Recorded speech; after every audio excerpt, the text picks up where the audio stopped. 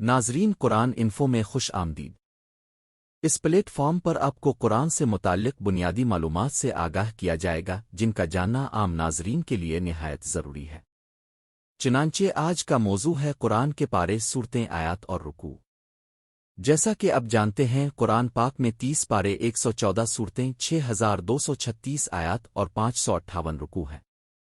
کچھ ناظرین کے ذہن میں یہ خیال آ رہا ہوگا کہ قرآن میں تو 6666 آیات اور 540 رکوع ہیں، تو ناظرین ایسا نہیں ہے۔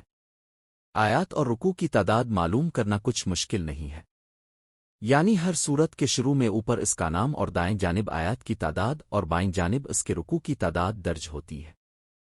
اس طرح تمام سورتوں کی آیات اور رکوع کو جمع کر کے قرآن کی کل آیات اور رکوع کی تعداد معلوم کی جا سکتی ہے۔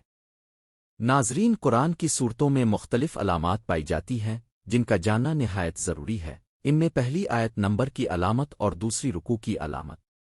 ہر آیت کے آخر میں ایک دائرہ بنا ہوتا ہے جس میں نمبر دکھائی دیتا ہے۔ یہ دائرہ ایک آیت کو ظاہر کرتا ہے۔ دوسری علامت ہے رکوع۔ اس کو عربی کے لفظ عین سے ظاہر کیا جاتا ہے۔ عین کے اوپر، نیچے اور درمیان میں جو نمبر ہوتے ہیں ان کا کیا مطلب ہوتا ہے؟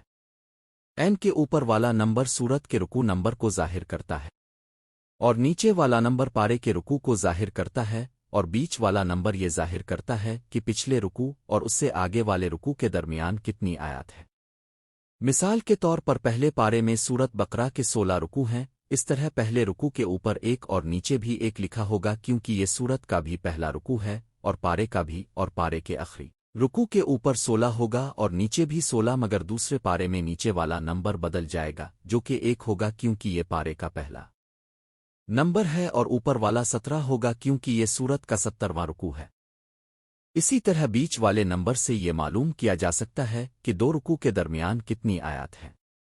مثال کے طور پر سورت بقرہ کے پہلے رکوع کے درمیان 7 لکھا ہے، یعنی پہلے رکوع میں 7 آیات ہیں۔ اسی طرح باقی دو رکوع کے درمیان کتنی آیات ہیں یہ بآسانی معلوم کیا جا سکتا ہے۔ تو ناظرین اسی طرح ہم باقی علامات کے بارے میں اگلی ویڈیو میں آگاہی پیش کریں گے انشاءاللہ۔ جزاک اللہ۔